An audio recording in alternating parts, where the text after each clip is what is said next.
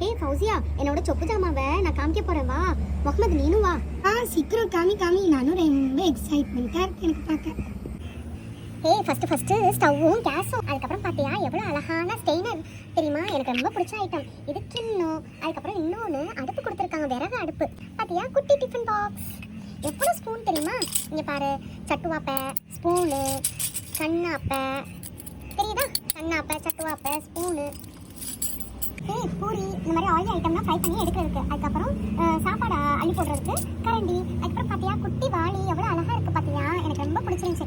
எண்ணெய் கேனு, அதுக்கப்புறம் கிளாஸ், எனக்கு ரொம்ப பிடிச்ச குட்டி கிளாஸ். நான் இதில் தான் குடிப்பேன், எங்கள் அம்மாட்ட கூட அடம் பிடிப்பேன் தெரியுமா? அதுக்கப்புறம் குடம். இங்கே பாரு எவ்வளோ குட்டி கிண்ணம், என் தம்பிக்கு இதில் தான் சாப்பாடு தீட்டுவோம். அப்புறம் இட்லி குண்டா எவ்வளோ அழகாக குட்டியாக இருக்குது தெரியுமா?